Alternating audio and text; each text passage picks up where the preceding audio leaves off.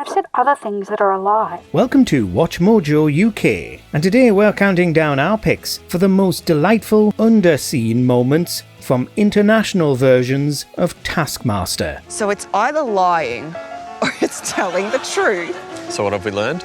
Before we begin, we publish new content every day, so be sure to subscribe to our channel and ring the bell to get notified about our latest videos. Number 10. Cate Blanchett on Taskmaster.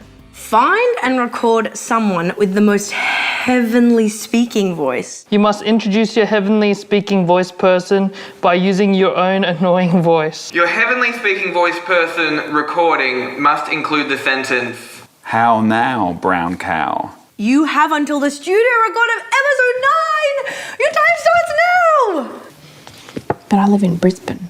The Taskmaster franchise is nothing if not built on star power, but with this unbelievable cameo, Rhys Nicholson decides to shoot for the moon. Tasked with finding the most heavenly speaking voice, other cast members try their best. A visit from little Alex Horne is pretty cool in its own right. Hello Tom, it's me, Alex Horne, your boss, his assistant, and the creator of Taskmaster. So I wanted to check in. Obviously your contract's up at the end of the year, so yeah, we'll see how that goes. But mainly, I just wanted to get in touch to. I'm so sorry. I'm on a farm and the reception is terrible. But yeah, it's very important for me to say to you that how now, brown cow. An appearance from the illustrious Cate Blanchett, though, that's simply next level. Your heavenly speaking voice person's recording must include the sentence, "How now, brown cow?" You have... What's his name? She instantly becomes the biggest A-lister to ever appear on the franchise. And the clip itself is a hoot. She gives the most regal of recitals, while not neglecting to toss in a punchline. It's an unreal moment, as though Galadriel herself were dropped into a panel show. And it's no wonder why Rhys was so elated with himself. Number 9. Nina's snap, crackle and pop. What's been impressive about all these attempts so far is the sounds they get on their first attempt, as per the rules. Just thought I'd bring that up, for no reason. Anyway, we have one more contestant, Nina Oyama. Nina Oyama fills a classic show archetype on the inaugural season of Taskmaster Australia. She has iconic failures that make her a beloved contestant, but it's her performance in this task that might convey the role best. The cast is challenged to make the most satisfying set of noises, a snap, a crackle, and a pop. What's most important, though, is that only their first attempts count. Everyone manages a good try, from Luke's musical loophole to Julia's clever snap and Jimmy's colossal pop. But then comes Nina. Oh, that sucked. She completely forgets the one rule, running amok with countless attempts.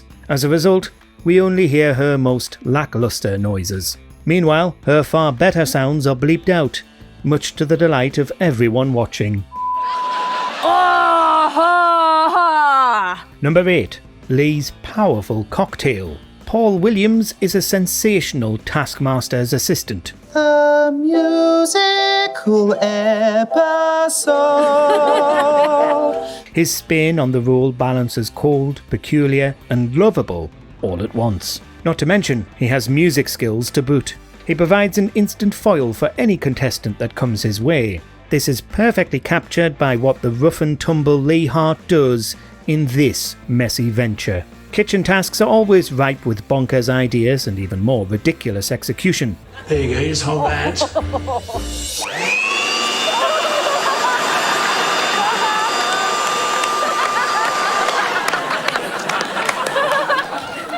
They're prime real estate for a carefree daredevil like Lee. So when mixing a cocktail for Paul, he naturally decides to serve it through a blasting leaf blower. It's a moment that feels Alex Horne coded, but with its own fresh twist. Top up? Yes, please. Number 7. Abby and Tofiga's Rooftop Madness. Hidden tasks and hidden solutions are as essential to Taskmaster as eggs and rubber ducks. Complete all the tasks on the roof. You may only touch a task using these pull cues. Fastest wins. Oh my god. But this cheeky trick is a doozy. Contestants are told to complete all tasks on the roof while the study's ceiling is overrun with them. Can you see where this is going? Because 3 of the cast members didn't. One of them, Abby Howells, has an especially side-splitting attempt. First, she gets painfully close to doing the actual task, giving Paul a high five. On top of that, she's the lone player to finish every brief on the ceiling.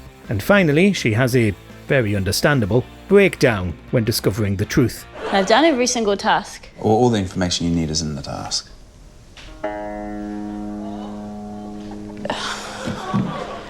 No. This is not a good sign. I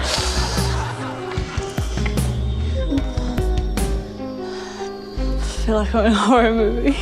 Do all the tasks on the roof. Is there a task on the roof? Oh, there's a task on the roof.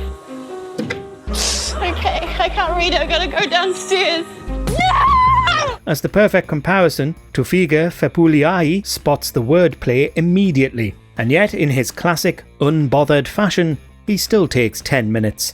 This is high five Paul. Yeah, mummy. Number 6. Aaron's near genius, Sherlock. Hide these 10 witches' hats on a Taskmaster retreat. You have 10 minutes to hide them. Tom will then have 10 minutes to search for them. Most witches' hats remaining hidden after Tom's search wins. Time starts now. Hide 10. It's an easy task to understand. Hide the traffic cones, also called witches' hats in Australia. Rhys Nicholson makes it look easy.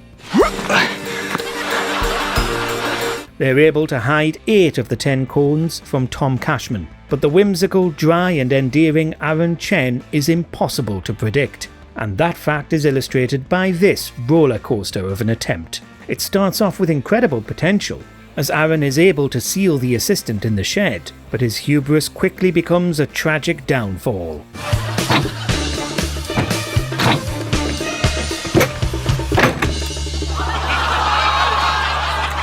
Hi, Aaron.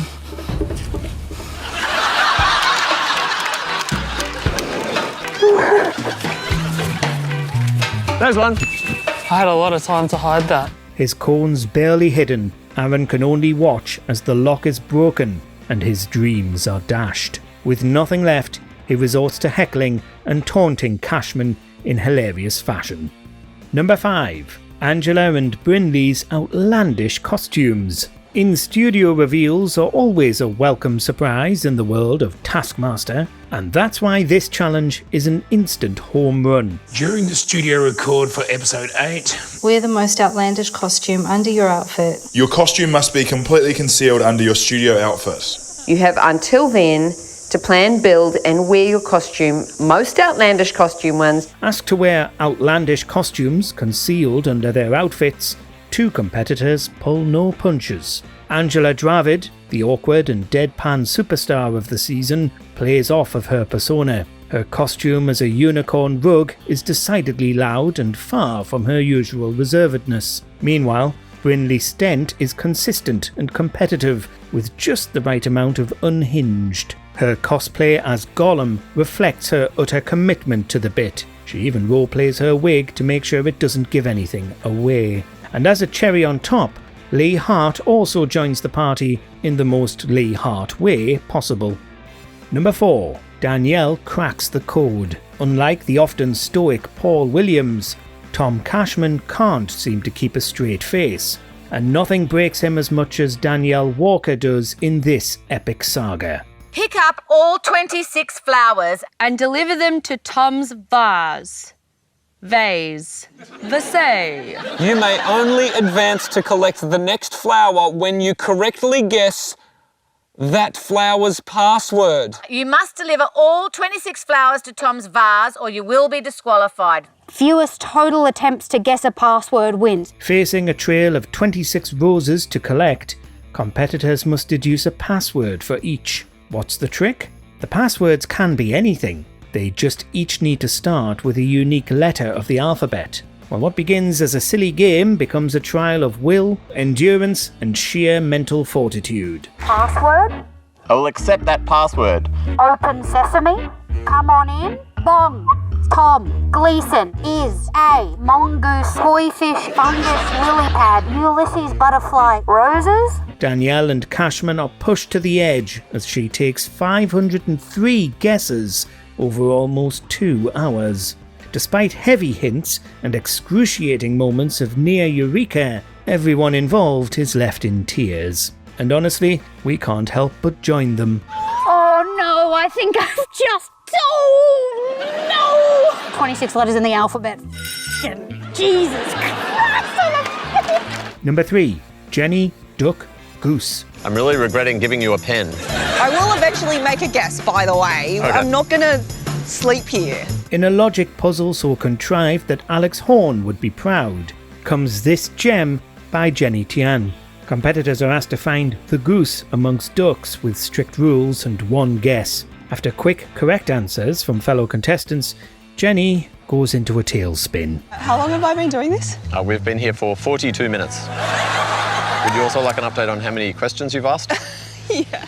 We're at 0. She spends nearly a whopping 90 minutes tangled in a web of notes before getting it wrong. This attempt fascinates Tom Cashman and the entire studio, but things don't stop there. Later in the episode, a new task is set, and a chance at redemption is born. Jenny's return to the foul arena is edited like a triumphant sports film. That is, until she gets it wrong again. Luckily, what she lacks in points, she makes up in being a fan favourite. Number 2. Chris and Justine recite pie. Sometimes a simple task is all we need, but reciting pie from memory would be too simple, right? Thankfully, Chris Parker and Justine Smith still make it great television. After reasonable tries from the other competitors, chaos starts to snowball. Okay, no problem. 3.141592653589679323846264338327950 28841971938521105859644610445. Am I doing this correctly? First, Justine makes the fatal mistake of thinking the task is even simpler. She spends her entire 10-minute prep time just reading the numbers out to a bemused Paul Williams. Her resulting immediate failure is priceless. And yet, Chris somehow ups the ante. 5141592653589. To help his memory, he crafts a handy and effective mnemonic, but he gets too tense that he forgets to say the very first digit. You ready? 4. Reciting pie. Reciting's from memory. You ready? Yeah. 3. 5. It's a heartbreaking but undeniably riotous moment, and he tops it off with a much-deserved crash-out. Number 1. Laura, David and Guy's diss track. Bad heat, you got bad teeth, get sticky and you're icky like an OU sheath. You don't play Neo on the radio, but you should, cause Neo's real fucking good. The second season of Taskmaster New Zealand features a team of 3 all-time great panellists. Laura Daniel, Guy Montgomery and David Correos could fill out a list of iconic moments all by themselves, but this fiery composition is their magnum opus. Both teams are tasked with writing and performing a diss track about the other. Ursula Carlson and Matt Heath's attempt is hilarious in its own right. You've been surpassed, we're gonna eat your asses. But nothing could prepare us for the trio. From rehearsal to final product, David's intensity is phenomenal. His bars leave the room in frightened yet delighted awe. Meanwhile, the track is peppered with Guy's clever riffs, and Laura's verses and vocals tie everything together. It's truly a Taskmaster classic from any shore. Cause you're sagging in appearance. You're older than us, but you're younger than our parents. Yeah, what a fucking crazy age. More famous than us, that we're on the same wave. Hopefully, I'm gonna kill both of you. Right in the eyes, not boom, boom. Has this list convinced you to binge other versions of Taskmaster? Let us know in the comments. Number 5. I accuse you of being a goose. That's incorrect.